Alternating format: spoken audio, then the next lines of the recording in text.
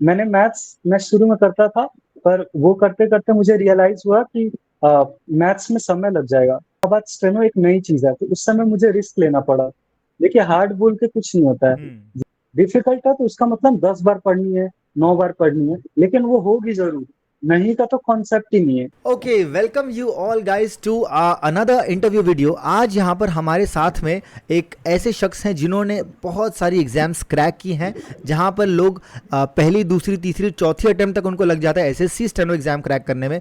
इन्होंने AIIMS exam crack किया है, एम्स का स्टेनो, सीएसआईआर का एग्जाम क्रैक किया है और एसएससी स्टेनो 2024 में फाइनल सिलेक्शन भी ये लेकर गए हैं। अब आपको आज यहाँ पर बताएंगे अपनी स्ट्रेटेजी के किस तरह से इन्होंने इतनी सारी एग्जाम्स क्रैक की हैं और किस तरह से इनका जो जर्नी था, ये सबके बारे में आज यहाँ पर डिटेल्स बताने वाले हैं। ध्यान से देखिएगा इस वीडियो को, ज़रूरत पड़े तो नोट्स बनाइएगा, इस वीडियो को सेव कर लो, चैनल को सब्सक्राइब कर दो so that you get more of these videos. And I want to welcome our guest of today, Rishikesh Pandey ji. आइए और बताइए अपने बारे में। Thank you sir, thank you so much. तो मैं बताना चाहूँगा मेरा नाम ऋषिकेश पांडे है और ये मेरी फर्स्ट अटेम्प्ट थी 24 एसएससी स्टेनो की। फिर मैंने इसके साथ-साथ एम्स भी भरा और सीएसआईआर का भी एग्ज़ाम भरा। मेरा मानना ऐसा है कि जैसे जो सीएचएसएल, सीजीएल के जो बच्चे हैं, हम्म। उनके पास ऑप्शंस हैं। हम्म। अगर उनका मान लीजिए सीजीएल खराब हो गया, तो सीएचएसएल दे सकते हैं। और भी फेज़ और भी कुछ-कुछ एग्ज़ाम्स हैं, हम्म। पर एसएससी स्टेनो के जो बच्चे हैं, उनके पास बस एक ही एग्ज़ाम है, मेन। बिल्कुल बिल्कुल। तो ये तो जब मैं एसएससी स्टेनो का एग्ज़ाम देने गया, तो मैं रिटन का एग्ज़ाम देने गया तो मेरे लिटरली मेरे हाथ काँप रहे थे और थोड़ा-सा नर्वसनेस था। तो फिर इसके कारण मेरे स्कोर 164.5 स्कोर है मेरे एसएससी 24 में, पर मुझे लगता था कि मैं 5-6 नंबर और ज़्यादा कर सकता था, जो कि 100% कर सकता था, पर मैं नहीं कर पाया क्योंकि मैं नर्वस था और एंग्ज़ायटी जो भी आपको समझना है आप समझ लो। अब मैं जब घर गया, तो मैं सोचा कि अगर मेरे साथ ये एग्ज़ाम रिटन में हो रहा है, फिर तो मेरे साथ स्किल में भी होगा। तो अब इसका क्या करें? इसका क्या रीज़न है? तो मैंने रीज़न पता लगाया तो मुझे ये समझ में आया कि एक्चुअली मेरे पास ऑप्शंस नहीं है। हम्म। अब ऑप्शन ही नहीं है तो डर लगना तो लाज़मी है ना? बिल्कुल तो मैंने बिल्कुल। सोचा कि मैं एक काम करूँगा भले ही कम वैकेंसी हो, मैं इस स्टेनो से रिलेटेड सारे एग्ज़ाम्स दूँगा मैं। तो उसी दिन मैंने डिसाइड किया, मैंने एम्स भी भरा, एम्स की फीस 3000 थी। यस तो यस। मैं बहुत हिचकिचा रहा था, हेजिटेट कर रहा था कि मैं भरूँ कि नहीं भरूँ। लास्ट दिन बचा था, मैंने फॉर्म नहीं भरा था। फिर मैंने सोचा कि मैं इतना सोच रहा हूँ, इतना हेजिटेट कर रहा हूँ, तो मेरे जितने कितने बच्चे होंगे, बिल्कुल। जो फॉर्म नहीं भरे होंगे। तो मुझे लगा मुझे इस चीज़ का फ़ायदा उठाना चाहिए। तो मैंने एम्स ज़रूर भरा वाह। और फिर उस इसके बाद मैंने सीएसआईआर भी भरा। क्योंकि मैं ज़्यादा एग्ज़ाम्स भरना चाहता था क्योंकि मैं एक्सपीरियंस लेना चाहता था, क्योंकि मैं ये अपने अंदर का डर खत्म करना चाहता था। तो मैंने स्किल जब आया एसएससी स्टेनो का तो मेरे दिमाग में क्लियर था कि डरने का तो बात है नहीं क्योंकि मेरे बिल्कुल। पास 1 ऑप्शन है नहीं, मेरे पास 3 ऑप्शन है। हम्म। अगर यहाँ खराब हुआ तो मैं सीएसआईआर में करके आऊँगा, नहीं तो एम्स में करके आऊँगा, कहीं न कहीं तो करके आऊँगा। तो मैंने अपने डर को हटा दिया पहली पहली क्या बार बात है, और क्या फिर मैंने बात है। स्किल दिया कि ऑब्जर्वेशन करने का आदत बहुत पहले से रहा है और एनालिसिस करने का, तो उससे बहुत हेल्प होती है। आपको अपना वीकनेस पहचानना बहुत ज़रूरी है कि आप किसके हर चीज़ का एक रीज़न होता है। तो आप जो भी हो रहा है आपके एग्ज़ाम में हाथ काँप रहे हैं, जो भी हो रहा है तो उस क्यों कारण हो रहा है? अगर ऐसा हो रहा है तो आप घर में ही मॉक टेस्ट प्रेशर सिचुएशन में दो ना। बिल्कुल आप बिल्कुल 2 बिल्कुल। दोस्त को अगल-बगल बैठा लो और बोलो कि मेरे कंप्यूटर स्क्रीन में देखो और तब एग्ज़ाम दो। वाह।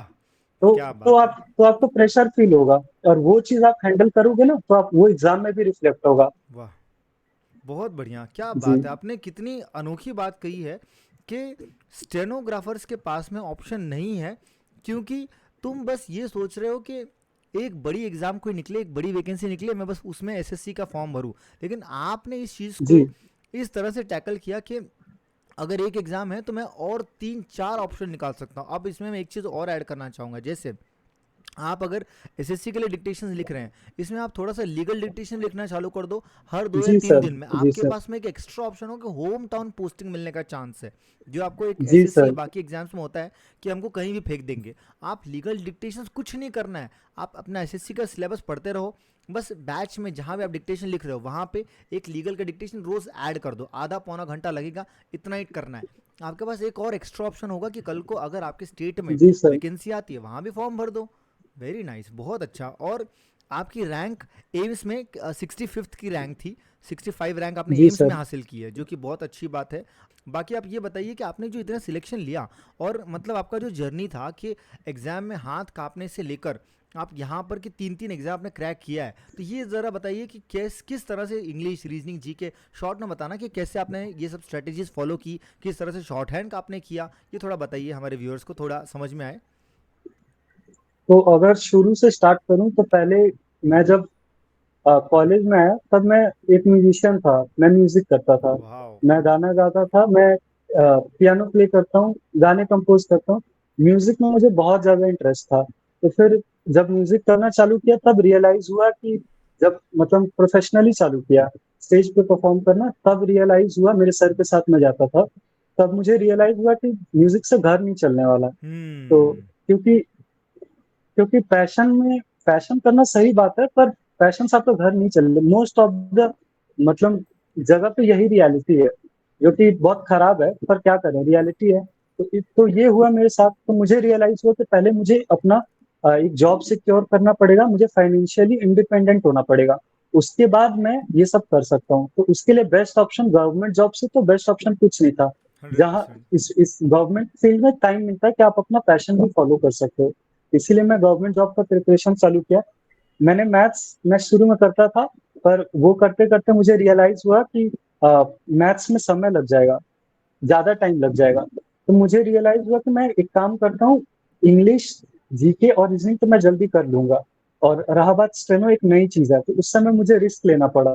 तो मैं क्योंकि मेरे पास गाइडेंस नहीं थी सर कि मुझे कोई बताए कि स्टेनो कुछ होता है या फिर इतना टाइम लगता है, ये तो मुझे ये सब नहीं पता था। तो मैंने थोड़ी बहुत अपनी यूट्यूब से रिसर्च की थी, और मेरे अंदर ये था, सीबीटी का तो मुझे पता था कि मैं कर लूँगा, लेकिन स्टेनो का नहीं पता था। तो मैंने ये सोचा कि लाइफ में मैंने बहुत अलग-अलग चीज़ की है। मैं साइंस का बैकग्राउंड है, फिर उसके बाद इतने इंस्ट्रूमेंट सीखे हैं, फिर उसके बाद मैं आके स्टेनो कर रहा हूँ। हुँ, तो हुँ। और एसएससी में जीके में आप हिस्ट्री, ज्योग्राफी सब पढ़ रहे हो। तो मुझे रियलाइज़ हुआ कि मैं जब इतनी सारी चीज़ें कर सकता हूँ, तो मैं स्टेनो क्यों नहीं कर क्यों नहीं सकता, कर अगर सकते? मैं प्रैक्टिस बिल्कुल। करूँ तो। वाह! तो बिल्कुल, मैंने बिल्कुल। तो यही यही माइंडसेट रख के मैं इसमें जंप कर गया, क्योंकि मुझे जल्दी करना था, तो मैंने ये किया, 1 साल मैंने तैयारी की और ये हो गया। इनिशियली बहुत प्रॉब्लम आई स्टेनो में, क्योंकि मिस्टेक्स बहुत ज़्यादा होती थी। पर प्रैक्टिस करते मिस्टेक्स पहले 150 आती थी मेरी। हुँ। फिर मैं उसको 100 किया, 100 से 80 आया, 80 से 60 आया, 60 से 50, 40, 30, 20 अंडर 10 लाया वाह! मिस्टेक्स को। बहुत प्रैक्टिस बढ़िया। कर के। तो आप तो यही चीज़, अगर आप कोई भी चीज़ ना बहुत ज़्यादा प्रैक्टिस करोगे तो नहीं होने का चांस नहीं है, बिल्कुल। तो वो आपने होगा ही। आपने स्किल टेस्ट की जैसे अभी आप बात कर रहे हैं, तो आपने इसमें जी रिसोर्सेज़ क्या सर। यूज़ की? किस तरह से आपने क्या-क्या किया ज़रा उसमें बताइए? स्किल स्किल का तो सर मैं एक ऑफ़लाइन ट्यूशन पढ़ता था, तो हुँ, वहाँ हुँ। से मैंने स्किल सीखी। हुँ, हुँ। स्किल सीखने के बाद मैं आपका एक पीसी का एक बंडल भी आता था, हुँ, हुँ, हुँ। तो वो भी मैंने ली थी। वहाँ से मैंने सीखा, मतलब देखा कि आपने कैसे आप स्टेनो कर रहे हो। हुँ। क्योंकि डिक्टेशन पे शिफ्ट होना थोड़ा-सा डिफ़िकल्ट होता है। वो अलग दुनिया होती है बेसिक, और डिक्टेशन की दुनिया अलग होती है। बिल्कुल, तो वहाँ बिल्कुल। पे मैंने वहाँ से सीखा। फिर आपका जो प्लेटफ़ॉर्म है वहाँ पे मैंने वो इंटरफ़ेस जो है टाइपिंग के लिए, हुँ, हुँ, जो हुँ। वो सॉफ्टवेयर। वहाँ पे प्रैक्टिस की थी। हाँ। हाँ, और मैनुअली भी प्रैक्टिस करता था, कि डिक्टेशन में एरर निकालता था खुद से ही, हुँ। और वहाँ पे सॉफ्टवेयर में भी जैसे वहाँ पे खुद से निकालने का मन नहीं कर रहा, क्योंकि हुँ, बहुत हुँ। हेक्टिक प्रोसेस है ना, तो मैंने सॉफ्टवेयर पे टाइप मार दिया जल्दी से, और दोनों प्रोसेस फ़ॉलो करता था, और ऐसे करके मैं स्किल की मिस्टेक्स कम करता था। मैं मिस्टेक्स आइडेंटिफ़ाई करता था अपनी, कि मैं गलत क्या कर रहा हूँ। बिल्कुल। उसके लिए एक अलग कॉपी बनाई थी, उसमें सिर्फ़ मिस्टेक्स लिखे हुए थे, और उसको टाइम टू टाइम देखता था, तो उससे क्या हुआ कि मिस्टेक्स ऑटोमैटिकली कम होते चले गए। बहुत सही, बहुत बढ़िया, बहुत बढ़िया। यही सेम प्रोसेस सभी लोग को फॉलो करना होता है हमेशा। जब स्टूडेंट्स बोलते हैं सर बार बार मेरी स्पेलिंग मिस्टेक आ रही है, सर मेरे आउटलाइंस में डिक्टेशन में हार्ड वर्ड्स आते हैं, फिर मैं भूल जाता हूँ उसको। क्या करोगे? जैसे मान लो कभी आपको एक वर्ड आ गया रीआइट्रेट, ठीक है, आपने इसका आउटलाइन बना लिया, हुँ, आपने इसका प्रैक्टिस कर लिया, अब आपको वो रीआइट्रेट वर्ड 20 दिन तक आएगा ही नहीं, तो आप तो भूल जाओगे, तो हुँ, करोगे हुँ, क्या? उसको एक हुँ, रजिस्टर में हुँ। नोट डाउन कर लो, उसकी आउटलाइन लिख लो, उसकी सही स्पेलिंग लिख लो। अगर 20 दिन में डिक्टेशन नहीं है तो क्या दिक्कत है, 10 दिन में एक बार रीड कर लो उसको, and that is the correct way of getting use to the new words. ठीक है, बहुत बढ़िया आपने स्ट्रेटेजी बताई है, यही चीज़ फॉलो करते हैं। सर और एक चीज मैं शेयर करना चाहूंगा हाँ बताइए। स्किल के रिलेटेड। जब आप स्किल सीख रहे हो ना, तो जैसे क्या होता है कि बहुत सारे स्टेनोग्राफर्स होते हैं, उनका क्या है कि आप सीन जो वो प्रैक्टिस कर चुके हैं वही वो कर पाते हैं। अगर कोई नया वर्ड आ जाता है तो वो बोलते हैं कि अरे यार ये तो मेरे टैकल नहीं किया है। हाँ। तो ये आप मत चाहिए, आपको जो आएगा आपको ऑन द स्पॉट बनाना है, आपको इतना टैलेंटेड बनना है। ठीक है, ये चीज आप रखो। ठीक है, और ये आएगा कैसे, तो इसके लिए मैं एक चीज फॉलो करता था। जब मैं नया नया डिक्टेशन करना चालू किया था, तो मैं मन में गाना गाता था। जैसे कोई भी गाना, कोई भी हिंदी, कोई भी लैंग्वेज में हाँ कोई हाँ। भी आप गाना ले लो, इंग्लिश है तो और बढ़िया है।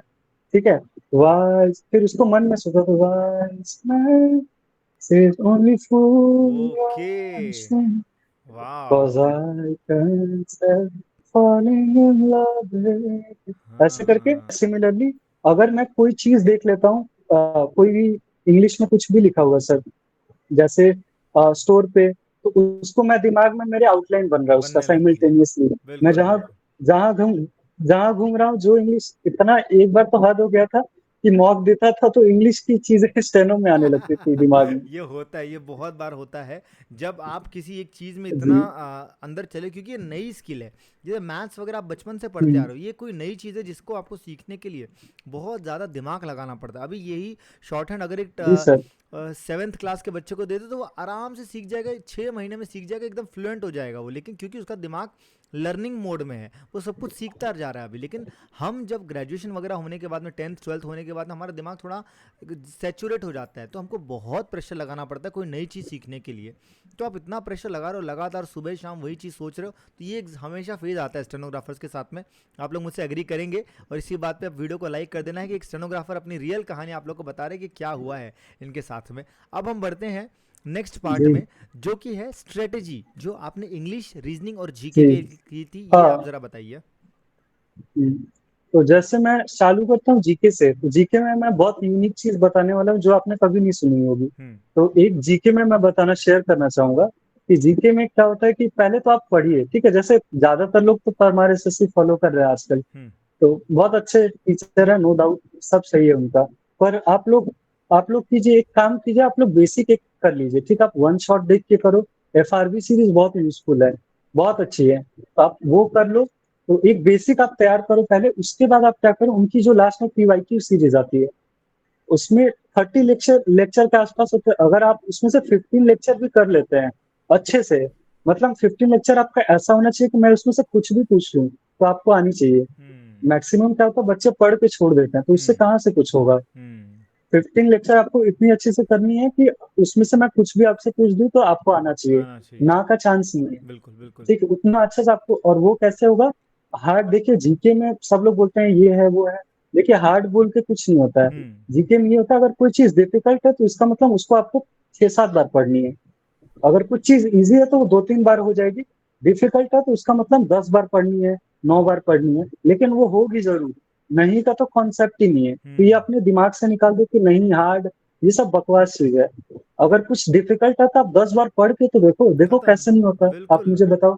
बिल्कुल। अब भाई मैं यही बोल रहा था कि जैसे इन्होंने बताया कि कोई डिफिकल्ट कोई चीज़ अगर आप बोलो तो गिव अप कर दो। कोई आपको पूछने थोड़ी आ रहा है कि भाई पढ़ रहे हो नहीं पढ़ रहे हो। आपको पढ़ना है पढ़ो, नहीं पढ़ना है मत पढ़ो, क्योंकि जब जॉब आपके लगेगी, आपने मेहनत जो किया है उसी को जॉब लगेगी ना। अगर आप सोचते हो कि बस अच्छा कट ऑफ कितनी गई है, 130 नंबर, ठीक है मुझको चाहिए 130 नंबर, ये तो आप पहले ही फेल होने के लिए रेडी हो रहे हो। कट ऑफ कितनी गई, 145 नंबर, जी ठीक है मैं सर। 145 ले आऊँगा। ये सोच ही आपको खरा देगी, क्योंकि आप इस तरह सोच रहे हो कि बस कितना पढ़ना है यार, बस इतना पढ़ना है ना, ठीक है हो जाएगा काम। लेकिन जब आप इस तरह से पढ़ते हो कि कोई चीज़ नहीं छोड़नी है, जो भी सीट हो, जो भी टॉपर लोग हैं, मैं उनके साथ compete करना चाहता हूँ, क्या वो ये चीज़ छोड़ेंगे? क्या वो जीएस का टॉपिक छोड़ेंगे? नहीं। तो आप जब हर सब्जेक्ट को, हर चीज़ को इस तरह लेके पढ़ते, क्योंकि ऑल इंडिया लेवल पे कंपटीशन, आपके गली मोहल्ले में, आपके इंस्टीट्यूट में कंपटीशन नहीं है कि 10-20 बच्चों में आप टॉप कर दो बढ़िया हो जाएगा, नहीं। पूरे इंडिया में लाखों बच्चों के साथ compete करके कुछ हज़ारों सीट्स आपको लेनी है। तो that is what it takes when he said, Rishi ने जैसे इस तरफ बताया यहाँ पे अभी, कि हर चीज़ पढ़ो, 10 बार 20 बार पढ़ो, क्यों नहीं होगा, बिल्कुल होगा। बताइए आप रीजनिंग और इंग्लिश के बारे में बताइए। और जीके की मास्टर स्ट्रेटेजी बताता हूँ सर। हाँ। तो उसमें क्या है, जैसे कि आपके क्वेश्चंस है स्टेनो में, एक फायदा ये आपको कि आपके नेगेटिव 1/4 है, हम्म। ठीक है। तो 1/4 था और एक नंबर आपको मिल रहा है। तो मान लीजिए पहले आप ऐसे अटेंड करो पेपर, पहले जो आपको आता है वो आप जल्दी कर दो। उसके बाद जो डाउट है कि दो ऑप्शन में डाउट है, ठीक है, वो आप मत करो पहले। उसके बाद उसको मार्क पर रिव्यू करके छोड़ दो आप वापस आओ। वो जो क्वेश्चंस है जिसमें दो में डाउट है, उसमें आपको 12 क्वेश्चन तुक्का मारना है। हम्म। तुक्का मारना है, लिटरली तुक्का मारना है। क्यों मारना है? उसमें से अगर आप 3 क्वेश्चन भी राइट कर देते हो, 3 क्वेश्चन भी, तो आपका कैंसिल, नो लॉस, बराबर, बिल्कुल सही। ठीक है, नो लॉस। और अगर एक भी आपका लक के बेसिस पे तुक्का एक्स्ट्रा लग गया तो आपका बोनस नंबर जा रहा है। हम्म। चलो मानता हूँ कि किस्मत खराब है, कितनी खराब होगी, 3 आप सही नहीं कर पाओगे 12 में से, बिल्कुल, ठीक प्रोबेबिलिटी है। तो बनती तो है कि ज़्यादा अटेम्प्ट करोगे तो जी, उसमें हो जाएगा। जी, हाई प्रोबेबिलिटी है कि 12 में से आपका 3 सवाल राइट हो सकते हैं, तो आपका नो लॉस है, और उससे ज्यादा हुआ तो पूरा बोनस है आपका। तो आप पूरा पॉजिटिव साइड में जा रहे हो, और इससे नंबर आएंगे आपके। ये रिस्क, हम्म। थोड़ा बहुत तो रिस्क लेना पड़ेगा, अगर आपको 100%। ज्यादा नंबर चाहिए तो लेना पड़ेगा, और स्मार्ट रिस्क लीजिए। ऐसा नहीं कि मतलब कुछ भी मार दे हाँ, रहे हैं, जय ऐसे माता नहीं दी वाला करना है। नहीं करना है, ए बी सी डी जय हाँ, माता दी करके नहीं। मतलब ये जी, सोचो कि चार में से कौन कैलकुलेटेड से सर। ऑप्शंस हम निकाल सकते हैं। बिल्कुल हम्म, सही। जी इसके सर। बारे में ज़रा बताइए कि कैसे आपने यहाँ पर ये किया, इंग्लिश और रीजनिंग का सिलेबस। हम्म, अब जीके तो हो गया, अब आते हैं हम लोग इंग्लिश में। तो इंग्लिश में एक प्रॉब्लम ये होता है कि लोग एकेडमिक्स से फॉलो करते हैं। एकेडमिक्स मतलब कि अपना जो रूल्स हो गया वगैरह वगैरह। जैसे एक शॉर्ट बताऊं, अगर किसी को जल्दी करना है तो वो 120 रूल्स ऑफ ग्रामर पढ़ ले, ठीक है। उससे आपका एक बेसिक तैयार हो जाएगा, और वो कैब आप कर ले। वो कैब प्रीवियस ईयर की, देखिए क्या होता है कि हम लोग बहुत बार एक्सपर्ट बनने में हम लोग पागल हो जाते हैं। पहले जो एग्जाम में आता है, पहले आप उसमें प्रोफिशिएंट बनिए, फिर आप एक्सपर्ट बनते रहिएगा। तो आपको प्रीवियस ईयर वो कैप, सिनोनिम, एंटोनिम, वो तो आपका इडियम आपका रटा हुआ होना चाहिए मुंह पे, हम्म। उसमें गलती नहीं होना चाहिए। तो पहले आप वो 5 साल की रट जाइए। हम्म। वो तो पर उसके बाद आपके पास टाइम है तो आप ब्लैक बुक, जो बुक है आप पढ़िए, कोई प्रॉब्लम नहीं है। उसके बाद जाइए, पर पहले आपका प्रीवियस ईयर होना चाहिए। और रहा बात कॉम्प्रिहेंशन वगैरह का, तो उसके लिए एक ऑप्शन है, आप इंग्लिश माध्यम करके एक ऐप आती है। तो उसमें क्या आता है कि डेली एक एडिटोरियल आपको फ्री मिलती है।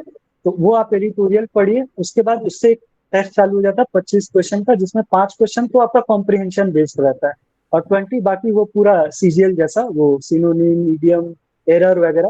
तो इससे क्या होता है कि आपका 20 से 30 मिनट लगेंगे, आपका एक पूरा मतलब रफ कॉम्प्रिहेंशन एक प्रैक्टिस हो जाएगा, और फिर आपका एक ग्रामर भी हो जाएगा, तो आप टच में रहेंगे इंग्लिश में। बहुत बार ऐसा क्या होता है कि बहुत सारे सब्जेक्ट का चाप रहता है, तो उससे क्या होता है कि हम लोग सारा सब्जेक्ट नहीं पढ़ पाते एक दिन में। तो आप ये 20-30 मिनट का शॉर्ट में भी कर लेंगे तो आप टच में रहेंगे सब्जेक्ट के। तो ये चीज आप फॉलो कर सकते हैं। और सबसे इंपॉर्टेंट फैक्ट मैं बताना चाहूंगा इंग्लिश के बारे में, कि इंग्लिश को आप लोग एज अ सब्जेक्ट मत देखिए बस। आप लोग को इंग्लिश में एक और चीज करना पड़ेगा। आप लोग इंग्लिश, फ्री टाइम तो सबके पास होता है, कोई भी 24 घंटा नहीं पढ़ता, हम्म। ठीक है। तो कोई भी टॉपर बोले कि मैं इतने घंटे पढ़ता हूँ, वो सब बकवास बात है। हम्म। तो हाँ, पढ़ते ज्यादा है सब, पर फ्री टाइम में भी वो अपना यूट्यूब वगैरह देखते रहते हैं। बहुत लोग को पॉडकास्ट देखना पसंद है, तो आप इंग्लिश में पॉडकास्ट देखिए। हम्म। एक अगर वो भी बोरिंग लग रहा है तो आप कॉफी विद करण देखिए, इसमें बॉलीवुड सेलिब्रिटी आते हैं और गॉसिप्स होते हैं इसमें। तो जो लोग इस टाइप के कंटेंट देखते हैं वो देखिए, उसमें बहुत अच्छा वो कैप्स यूज होता है। हम्म। सेलिब्रिटीज बहुत अच्छा वो कैप्स यूज करते हैं। आप अरे आप बिल्कुल गूगल बिल्कुल। करके सर्च करेंगे, आप बहुत गूगल अच्छी, करोगे कि ये क्या बोल दिया, ये क्या बोल दिया। बहुत तो अच्छी बात बताया आपने। मैं भी एक इंग्लिश, अभी रिसेंट में थोड़ा इंग्लिश मुझे इम्प्रूव करना था, तो मैं एक इंग्लिश टीचर के पास में पढ़ता था। तो वहाँ पर उन्होंने भी यही चीज़ कही थी कि आप लोगों को सेलिब्रिटीज़ को देखने में बड़ा मज़ा आता है, तो वहाँ से देखो, गॉसिप हम्म, सुनो। आपके टॉपिक का, हम्म, इंटरेस्ट का टॉपिक है तो आप और देखोगे उसको, लेकिन जब हम्म, फंसोगे कि क्या बोला इसने, तो आप सही से जाके डिक्शनरी ओपन करोगे, देखोगे उसका मीनिंग क्या है, हम्म, वर्ड, उसके एंटोनिम्स सिनोनिम्स आपको डिक्शनरी में मिल जाते हैं। बिल्कुल, देखिए बहुत अच्छी तरीके आपने बताया। और इंग्लिश को एज ए सब्जेक्ट नहीं, एज ए लैंग्वेज देखो। ये नहीं कि बस जी एसएससी सर। एसएससी क्रैक करना है तो फिर आपको हमेशा कॉम्प्रिहेंशन में रोते रहोगे, हमेशा आपका पैसेज में आप ये रहोगे, क्लोज टेस्ट में आपकी हमेशा हाथ आपके उसमें ढीले रहेंगे, क्योंकि आपने सब्जेक्ट पढ़ा है। लेकिन जिस दिन, अभी मैं यही चीज़ हिंदी में दे दूँ, आपको एक ब्लैंक दे दूँ, आपको बोले भर दो इस ब्लैंक को, आप तो बिल्कुल भर दोगे, आपको ऑप्शन की भी ज़रूरत नहीं है। यही सेम चीज़ होती है जब आप इंग्लिश को एज अ लैंग्वेज पढ़ना स्टार्ट करते हो। बहुत अच्छी बात है आपने बताई है। रीजनिंग का बताइए, रीजनिंग में आप कैसे थे, मतलब स्टार्टिंग में बढ़िया थे या फिर रीजनिंग, क्या था। नहीं, रीजनिंग मैं स्टार्टिंग तो सर स्टार्ट ही किया हूँ, बहुत तो टाइम हुआ नहीं है हम्म मुझे। हम्म। तो रीजनिंग करना चालू किया तो मैं सबसे स्मार्ट अप्रोच बताता हूँ। देखिए मैं ये सब तुरंत नहीं सीखा हूँ, बहुत टाइम वेस्ट हुआ है, फिर जाके पता चला कि राइट अप्रोच क्या है। तो मैंने जितना भी अप्रोच बताया ये मैं एक्सपीरियंस से सीखा हूँ अपने, जो मुझे लगता है कि जो रेलेवेंट है। तो ये मुझे शुरू से नहीं आती थी, तो ये मैंने कर करके सीखी है। तो रीजनिंग में मुझे लगता है सबसे जल्दी और सबसे स्मार्ट अप्रोच ये हो सकती है कि आप एक काम करो, आप एक 100 क्लास 114 क्लास मत करो, वेस्ट ऑफ टाइम है वो। 80 लेक्चर्स 90 लेक्चर्स देख रहे हैं बच्चे, रीजनिंग के लगाए जा रहे हैं, मत करिए, उतना जरूरत नहीं है। आपको करना ही है, कोर्स करने का मन ही है, तो ऐसे भी प्लेलिस्ट है 30 लेक्चर्स के। 30 लेक्चर्स के प्लेलिस्ट है, छोटे छोटे, एक एक घंटे के। आप जल्दी से वो एक बार देख लो, जल्दी देखना है, ठीक है, जल्दी जल्दी एक एक दिन में करके देख लो, आप खत्म करो और डायरेक्ट आ जाओ मॉक टेस्ट में। मॉक टेस्ट दो। रीजनिंग ऐसी सब्जेक्ट है कि बहुत सारे क्वेश्चन आपकी दिमाग से ही हो जाएंगे, और बहुत सारे क्वेश्चन आपको ट्रिक नहीं पता होगा। तो आप आइडेंटिफाई करो कि वो कौन से चैप्टर से है, उस वो आके चैप्टर के क्वेश्चंस आप यूट्यूब पे आके लगा लो, तो वो चैप्टर इंप्रूव हो जाएगा। ऐसे करके आप सबसे फास्ट रीजनिंग में स्कोर बढ़ा सकते हैं।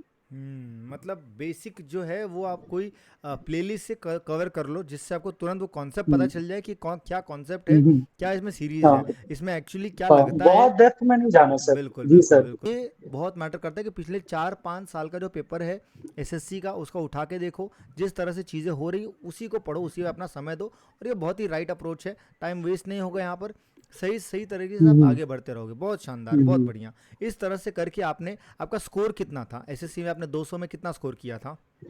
164.5 था सर, वाह, फाइनल स्कोर मेरा। बहुत बढ़िया। और इससे आपको कौन सी? 162 रॉ था सर, और 162.5 रॉ था, और 2 नंबर नॉर्मलाइज हुए थे। तो आपको कौन सा मिनिस्ट्री जी डिपार्टमेंट सर। अलॉट हुआ है इसमें? ईडी हुआ है सर, एनफोर्समेंट डायरेक्टरेट। वाह, वेरी नाइस, बहुत बड़ा पावरफुल डिपार्टमेंट है वैसे। चलो जी, भाई। फर्स्ट प्रेफरेंस भरा था सर इसको। वाह वाह, बहुत बढ़िया। तो अब और जी आपकी सर। एक और चीज़ हमने टच नहीं किया, मॉक टेस्ट। आप मॉक टेस्ट जब देते तो जी सर। उसमें क्या आपका अप्रोच था उस टाइम पे, ज़रा उसके बारे में थोड़ा बताइए। हाँ, वो भी मैं बताता हूँ। देखिए आपका, आप पढ़ो कम लेकिन मॉक टेस्ट ज्यादा लगाओ। हम्म मॉक टेस्ट से ही सिलेक्शन होता है। ठीक है, जरूरी है बेसिक पढ़ना, ठीक है, सही है। पर आप, बहुत लोग गलती करते हैं कि जब 100% सिलेबस होगा तो मॉक टेस्ट लाएंगे। वो नहीं करना है। आप 60-70% भी हो रहा, आप चालू कर दो मॉक टेस्ट। क्या दिक्कत है, सीखोगे ही ना, क्या प्रॉब्लम है। हम्म तो आप उसी समय से चालू करो, इम्प्रूव होते रहेगा, साथ में पढ़ते भी रहो। ऐसे करके इम्प्रूव हो। मॉक टेस्ट में मैं एक तरीका बताता हूँ, मैं मेरा क्या अप्रोच था। तो मैं पहले रीजनिंग से चालू करता था। रीजनिंग में 45 मिनट्स में रीजनिंग करता था। हम्म तो उसमें मैं क्या करूंगा कि अगर मैं मुझे 45, उससे कम में भी कर देता था। तो उसमें क्या होता था कि मुझे लगता था कि अगर क्वेश्चंस कोई मुझे नहीं आ रहे हैं, नहीं हुए, ऐसे होते हैं जो क्वेश्चंस नहीं बनते। ऐसे भी, ऐसा भी होता है कि जो क्वेश्चन आपको आता है वो एग्जाम में नहीं बन रहा है, तो उसको आपको ईगो पे नहीं लेना है, आपको दिमाग में हम्म बैठा देना है कि आप एक टाइम अलॉट कर लो कि 1 मिनट देना है, जितना भी देना आपको। तो उसमें आप करो, उसमें नहीं हुआ छोड़ दो, कोई दिक्कत नहीं है, मैं बता रहा हूँ क्यों छोड़ना है। फिर आप इंग्लिश करो। इंग्लिश देखो क्या है ना, कि आप रीड करो। एक्चुअली मैं क्यों एडिटोरियल पढ़ने बोल रहा हूँ, क्योंकि उससे आपका रीडिंग स्पीड बढ़ेगा, स्किमिंग की आर्ट बढ़ेगी। ठीक है, हम्म ये सब इंप्रूव होगा। तो आप जल्दी जल्दी रीड करके आप इंग्लिश निपटा के आओगे। जीके भी बहुत जल्दी रीड करने में आपको हेल्प मिलेगा। जीके भी, जीके में दिमाग नहीं लगाना, जो आता है कर देना एक वन गो में। जो नहीं आता है, जिसमें डाउट है, मार्क फॉर रिव्यू कर लेना, 12-13 क्वेश्चन ऐसे कर देना, 12 में रिस्क लेना, खत्म करो। हम्म अब लास्ट के मैं 5-6-7 मिनट बचा लेता था सर, बिल्कुल ऐसे करके बिल्कुल। 7 मिनट 8 मिनट। अब उसमें मान लीजिए कि मेरे 45 क्वेश्चन ही कर पाए। अब 5 क्वेश्चन मैंने छोड़ दिए, मैं वापस आऊंगा उनपे। अब उनमें से मान लीजिए वो हार्ड क्वेश्चन है, तो 3 क्वेश्चन ही हो मेरा, तो 3 क्वेश्चन तो बन गए ना, तो 48 तो हो गया मेरा क्वेश्चन। दो नहीं भी हो तो कोई लॉस नहीं है। बिल्कुल बिल्कुल बिल्कुल, बहुत बढ़िया स्ट्रेटजी बताइए, सभी लोग नोट डाउन कर लो भाई। ये आप लोग को हम्म, कोई एक बंदा, एक एग्जाम वाला नहीं बता रहे, इन्होंने इतने सारे एग्जाम्स क्रैक किए हैं, उसका रीज़न यही है कि ये स्ट्रेटजी फॉलो की है। और ये आप लोग ये नहीं कि सीधा अभी सुन के जाके एग्जाम में ट्राई कर रहे हो, इसको मॉक टेस्ट में ट्राई करना है आप लोग को, ठीक है? जी। जब वहाँ पे आपके मार्क्स हैं उसको एनालाइज करो कि भाई कहाँ दिक्कत आई, क्या प्रॉब्लम था। मॉक टेस्ट बहुत ज़्यादा ज़रूरी है, हर बार हर हर एक सिलेक्टेड स्टूडेंट ने यही एक चीज़ पे एम्फोसाइज किया है, मॉक टेस्ट। तो ये देते रहो, और ये भी नहीं कि सिर्फ स्टेनो का, सीपीओ, सीजीएल, सीएचएसएल, जी हाँ। सब कुछ जी देते सर। रहो। एवरी डे मॉक टेस्ट को अपने तैयारी में इंक्लूड करो, हमेशा फ़ायदे में रहोगे। चलिए सर मैं अब। एक चीज ऐड करना हाँ, चाहूंगा सर। बोलिए। अ, आपने मॉक की बात की तो जैसे कि स्टेनोग्राफर्स का एक प्रॉब्लम है कि उनके पास मॉक कम है, ठीक है? तो और खास करके previous year, actually previous year आपको करंट पिक्चर बताता है, जो एक्चुअल एग्ज़ाम में आपके स्कोर आएँगे। टेक्स्ट बुक वगैरह होते हैं वो थोड़े इर्रेलेवेंट भी होते हैं, तो उससे क्या होता है कि उसमें नंबर कम आता है तो आप घबराना मत, हम्म। ठीक है? वो सबके आते हैं, कोई प्रॉब्लम नहीं है। आपका प्रीवियस ईयर में जो आपका आ रहा है उसी के आस-पास आपके नंबर आएँगे। और होता क्या है कि जैसे रीज़निंग प्रैक्टिस करने में क्या होता है, क्वेश्चन का शॉर्टेज हो जाता है। मतलब मॉक्स उतने हैं नहीं, स्टेनो के तो कम ही पीवाईक्यू है। तो आप एक काम करो, सीपीयू का उठा लो। सीपीयू का लेवल मैं बोलूँगा, जैसे मान लो स्टेनो का 20 है तो उसका 19 है, पर हम्म। 50 क्वेश्चंस रहते हैं उसमें भी, तो बिल्कुल। प्रैक्टिस के लिए बहुत यूज़फुल है। हम्म। तो उससे लगाओ तो आपका रिसोर्सेज़ का कमी नहीं होगा, और सीजीएल भी लगाओ, सीएचएसएल भी लगाओ, कोई हाँ, दिक्कत नहीं, और सब क्या। लगाओ। बिल्कुल बिल्कुल बिल्कुल। अब ये बताइए, फिलहाल घर में माहौल क्या है आपका सिलेक्शन के बाद में, घर वाले अ, क्या बोल रहे हैं? सर घर में तो बहुत अच्छा माहौल है। एक्चुअली पहले मेरी एम्स की रिज़ल्ट आई थी। हाँ। तो एम्स का रिजल्ट आया था तो मुझे थोड़ा बिलीव नहीं हुआ। मतलब मुझे लगा कि मुझे ऐसा लग रहा था कि अब कुछ गड़बड़ हो जाए, अब कुछ खराब हो जाएगा। तो मैंने बताया नहीं, किसी को घर में नहीं बताया कि अच्छा। मेरी एम्स की रिजल्ट आई है, ये वो। हाँ। तो फिर उसके बाद क्योंकि एमटीएस का वो ट्रॉमा था, हाँ। तो फिर एम्स नहीं बताया। मैं बोला कि जब फाइनल हो जाएगा तभी बताऊँगा, उसके पहले नहीं बताऊँगा। हाँ। हाँ। तो फिर एम्स के बाद सीएसआईआर आया। तो मुझे लगा कि हाँ, अब शायद रियल में कुछ हो रहा है। तो सीएसआईआर आने के बाद मैं मुझे पता चल गया था कि एसएससी मेरा पक्का हो रहा है। हाँ। तो तो सीएसआईआर का आया तो मैंने अपनी मम्मी को बताया, तो उस दिन मैं और मेरी मम्मी रात भर सो नहीं पाए थे। तो हम लोग रात भर जगे थे, फिर सोच रहे थे क्या होगा, कैसा होगा। फिर एसएससी का आ गया तो घर में बता दिया सबको। तो सब बहुत ज़्यादा खुश थे। हम्म। कि चलो भाई, अब तो जी, फाइनली लग अब गए हैं। जी सर, अब कन्फ्यूज़न है कि क्या चूज़ करें, बहुत कन्फ्यूज़न हो रहा है सर। नहीं नहीं, कोई कन्फ्यूजन की बात नहीं है। हम इसमें बात करते हैं कि क्या क्या आपका कौन सी इसका जॉब प्रोफाइल पे डिपेंड करता है हाँ, कि किसका जॉब जी प्रोफाइल सर, कैसा है, और कहाँ पे आपको जी सर। आगे चल के प्रमोशंस या फिर ट्रांसफ़र या बाकी चीज़ें, वो हाँ, सब हाँ सर। आपको कंसिडर जी करना सर। पड़ेगा। हम देखते हैं, इस पर डिस्कस हुँ, करेंगे हुँ। फ्यूचर में, हुँ, हुँ, कनेक्टेड हुँ। रहेंगे। बाकी बहुत ही शानदार हुँ, हुँ। इंटरव्यू था, सारे पॉइंट्स हमने कवर कर लिए, और फाइनली लास्ट में हम हर एक अपने सिलेक्टेड स्टूडेंट को यही पूछते हैं कि एक चीज़ अगर आप कोई एडवाइस देना चाहेंगे अपने तरफ से, जो स्टूडेंट्स देख रहे हैं, तो उनके लिए अगर आप कुछ कहना चाहेंगे तो शॉर्ट में ज़रा बताइए। मैं ये बोलना चाहूँगा कि एक चीज़ है कि अगर आप तैयारी कर रहे हैं ना, तो आपको बहुत ज़्यादा पैशनेट होके तैयारी करना पड़ेगा। उसका रीज़न ये है कि अभी जो मैं सिनेरियो देख रहा हूँ, अभी सिनेरियो बहुत खराब होते जा रहा है। तो अगर आप अभी सिलेक्शन उन्हीं का हो रहा है जो बहुत ज़्यादा डेडिकेटेड है। तो वो जो हाफ हार्टेड तैयारी करते हैं उन लोगों का तो कोई सीन नहीं है, अभी स्कोप नहीं है। तो मैं यही बोल रहा हूँ कि या तो आप अपना टाइम वेस्ट मत कीजिए इसमें, हुँ, सिंपल बात है। ये बहुत हेक्टिक है, बहुत इसमें आप ये पूरा लाइफ लेसन है। तो इसमें आप बहुत कुछ लाइफ के बारे में सीखोगे, पेशेंट हो जाओगे आप पूरा। हुँ, तो इस अगर आपको तैयारी करना है तो आप अच्छे से कीजिए, नहीं कर सकते तो मत कीजिए, टाइम वेस्ट है सिंपली। और हुँ, करना है तो पूरा अच्छे से कीजिए, इसमें डूब जाइए। तो हाँ, ये एक चीज़ है, अगर आप बहुत अच्छा से तैयारी करें, मैं मानता हूँ कि बहुत बच्चे एग्ज़ाम देते हैं, ऑल इंडिया एग्ज़ाम है।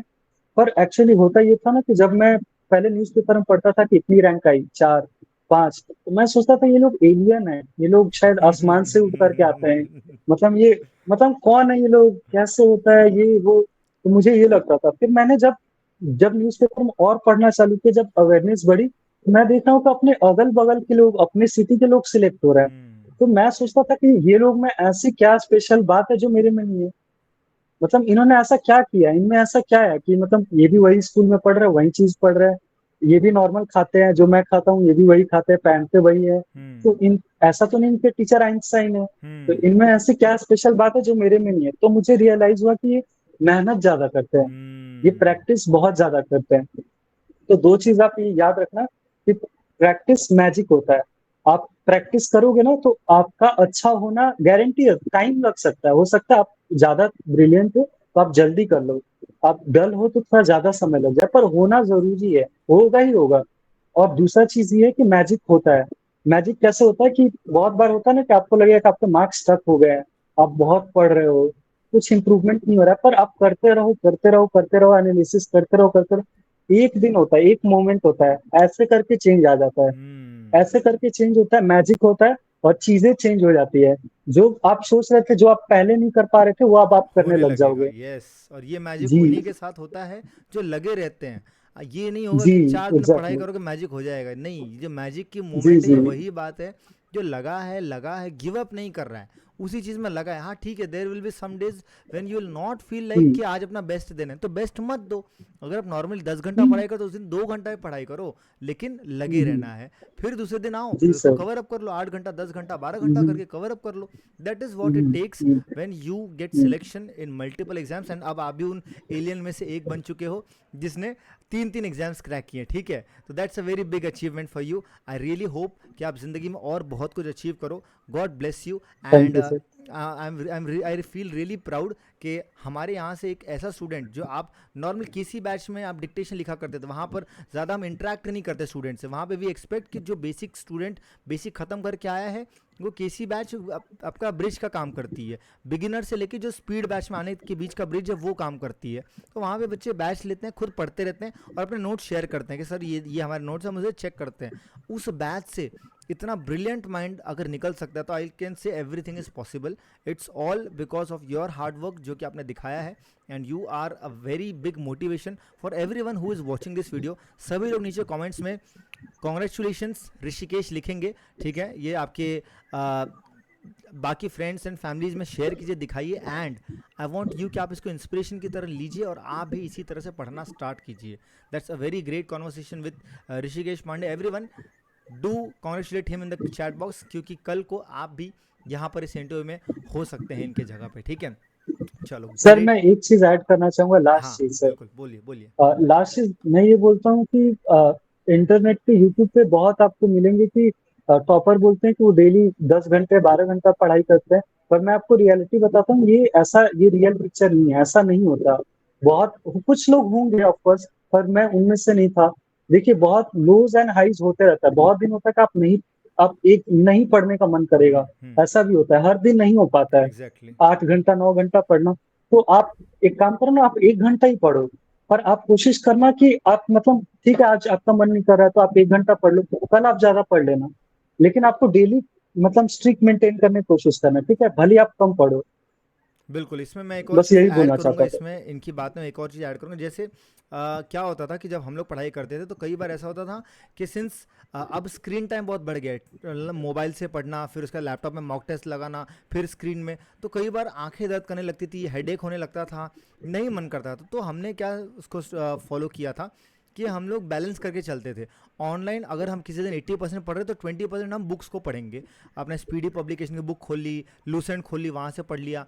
किसी दिन अगर हम बुक्स से ज़्यादा पढ़े, तो हम ऑनलाइन कम कर देंगे। बैलेंस बना के चलते थे। एक आध दिन जिस दिन हमने हमारा मन किया कि आज गैप लेना है, तो उस दिन हम दोस्तों से फ़ोन पे ऐसे बात करते, ऐसे दोस्तों से बात करते जो हमें मोटिवेट करें, जो हमें एक मतलब अरे भाई तू कर लेगा यार, तेरे से हो जाएगा, तू कर लेगा, ऐसे। तो ये चीज़ें आपको ढूंढना पड़ेगा, आपके आसपास का एनवायरनमेंट, सराउंडिंग आपको इस तरह से बनाना पड़ेगा जो कि एक ट्रिगर का काम करे आपको अपने गोल के पास ले जाने की। ये नहीं कि और नीचे नीचे, इट्स ऑल योर कंट्रोल। आप अगर सिचुएशन को ऊपर लेके जाना चाहते हो तो ऊपर हो जाएगी। अगर आप डिप्रेस, लोनली, बेकार फील कर रहे हो तो और नीचे नीचे जाते जाओगे। You have to watch these kinds of interview जो आज आप यहाँ पर देख रहे हो, ताकि you will feel good and you will get back to your studies. Okay, चलिए, this was a great interview, great conversation with Rishikesh Pandey. And subscribe this channel guys, like करिए इस वीडियो को अगर आपको कुछ भी सीखने मिला है। This has been a great and long conversation. तो आराम से बैठो, जब ब्रेक लेना है इसको देखो, सीखो, पढ़ो, स्ट्रेटेजीज बनाओ एंड गेट दैट सिलेक्शन।